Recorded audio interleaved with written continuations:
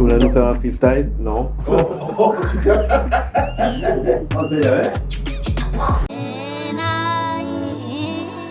Eric Akam, artiste pluridisciplinaire, rappeur, poète, réalisateur, micro-écrivain un matin, ça dépend.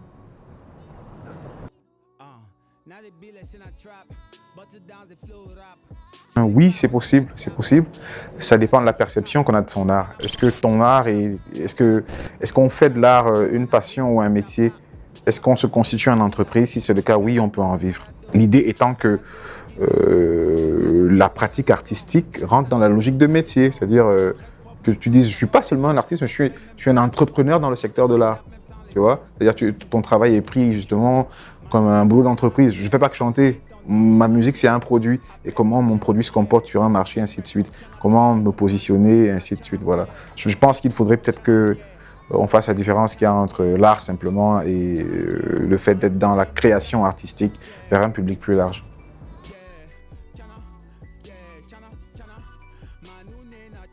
Buzz ou carrière, c'est marrant ça. Non, moi je suis un carriériste, tu vois. Je vais faire des choses pendant longtemps.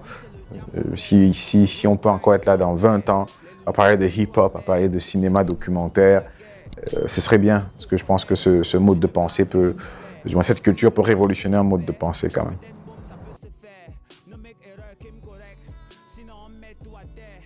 Bon, est-ce que j'ai quitté le rap? Est-ce qu'on va le dire pour de vrai? Non. Mais je me suis mis à faire autre chose parce que l'un des premiers héritages qu'on a du rap, c'est la culture de l'image, la vidéo. Et ça nous amène sur d'autres terrains et on commence à analyser ou à traiter des sujets de manière différente. C'est-à-dire, ce que je peux dire dans un morceau de rap, est-ce que je peux le traduire dans un propos plus long? Oui, je peux le faire. Et quelle est la forme qui se présente, à moins qu'il soit évidente? C'est le cinéma documentaire, le film documentaire en fait. Donc c'est ça qui peut justifier ce qu'on appellerait une transition, mais je pense que l'un est l'extension de l'autre en fait.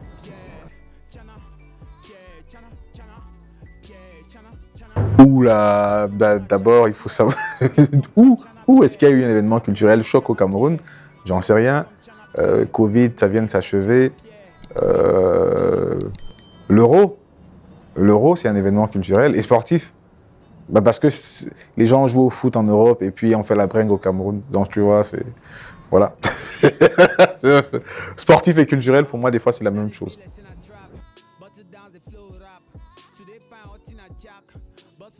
C'est une question qui me va droit au cœur parce que le véritable débat est de savoir comment est-ce qu'on construit le label Cameroun du point de vue culturel.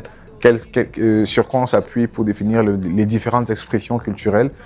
Parce que sans label, il n'y a pas de vision d'ensemble.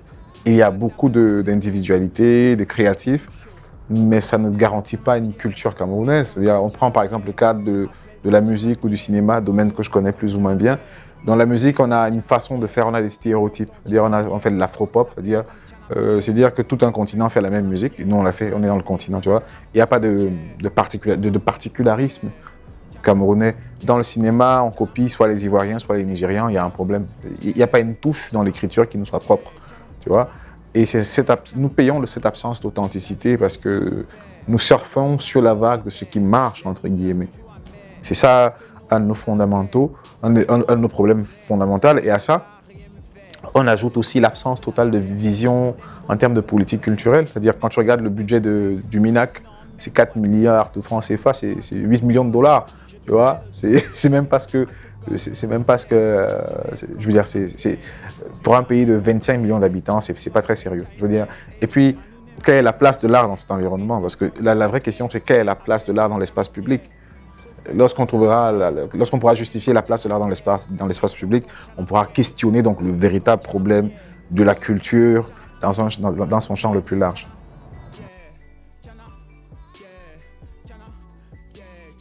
Bon, Wemalab, c'est très personnel. Wemalab, c'est un laboratoire, hein, je dis ça comme ça, un laboratoire.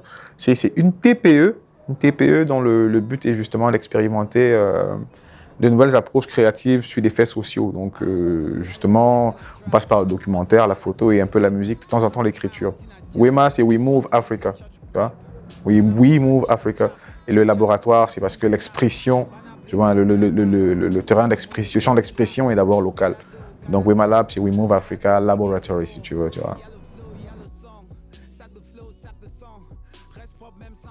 Bon, alors le film, d'abord, il s'appelle Tout l'or du Quat. Donc oui, Mbole, it's more than music. Le Mbole, c'est une façon d'être. C'est pas que... La musique, c'est une expression d'un mouvement, d'un lifestyle, tu vois. Et le Mbole, c'est une philosophie.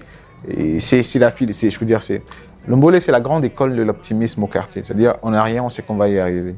D'abord, la chose au départ, quand ça a commencé, quand ça a commencé, c'était une histoire de free boy.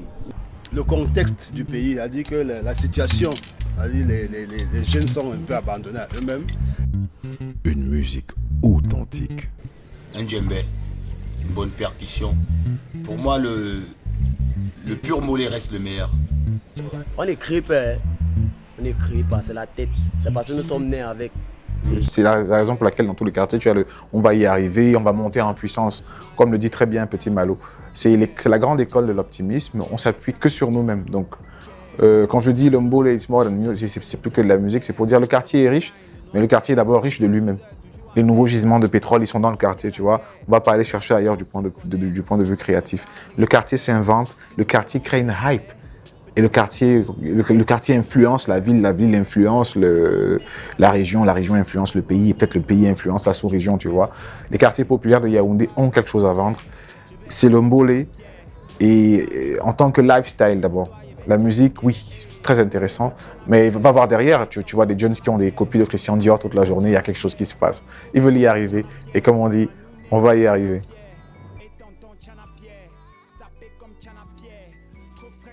Ouh, ça c'est gros, ça, l'identité culturelle que ça représente.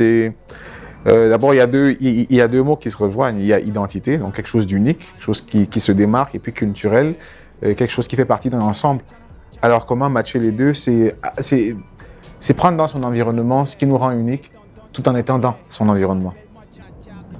Je me sers de mon environnement pour me différencier, mais tout en étant sans renier mon propre environnement. Il y a l'autre qui le fait très bien, Alain Mabankou, l'écrivain, tu vois, à fond dans la sape, mais parisien de culture, africain d'écriture, tu vois, voilà. C'est le bon exemple, je pense. Il y en a d'autres ici, certainement.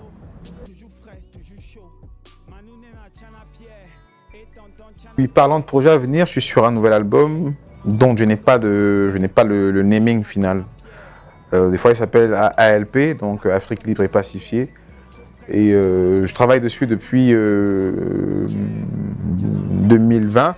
J'ai fait une résidence d'écriture dessus à Paris, à la Cité des Arts, justement, où on a posé les bases en termes de discours et de musicalité, parce que l'idée était de raconter 60 ans de musique africaine et française. Tu vois, c'est-à-dire qu'on est un bout d'Afrique ici, un bout de France là. Après, quand tu réanalyses, tu te rends compte que tu reviens encore dans le fameux cliché France-africain. Et là, tu réajustes, tu vois. Donc, il y a un album qui est écrit, et sur lequel on taffe sur la direction artistique. Est-ce qu'on ira le faire à Lisbonne? Est-ce qu'on ira le faire je sais pas moi, Lisbonne, parce que le Portugal, parce que les Portugais, ils nous ont découvert les premiers, Rio dos Camaroes, tu vois, donc on ne sait pas. Mais toujours est-il que ça va raconter les 60 ans d'histoire contemporaine du continent. J'aimerais que ce soit davantage un disque didactique, si ça peut se dire comme ça.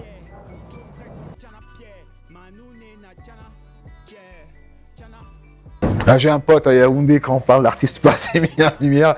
Je connais un super rappeur, on l'appelle Flair. Je connais un mec qu'on appelle 1985. Je connais de très très belles plumes. Qui n'ont pas eu l'opportunité d'avoir un certain rayonnement. Ouais. Mais c'est les choses qui arrivent. Je pense qu'on a tous sa place sous le soleil à divers degrés, tu vois. Le soleil il brille pour tous, mais il peut briller pendant que tu es sous l'arbre, tu vois. Donc il faut quitter un peu ce truc, il faut se mettre vraiment là où on peut recevoir le meilleur rayon. Il y a pas mal de gros talents et je crois que moi aussi je devrais me citer parmi ceux qui n'ont pas assez de lumière. C'est bête, excuse-moi. C'est trop bête.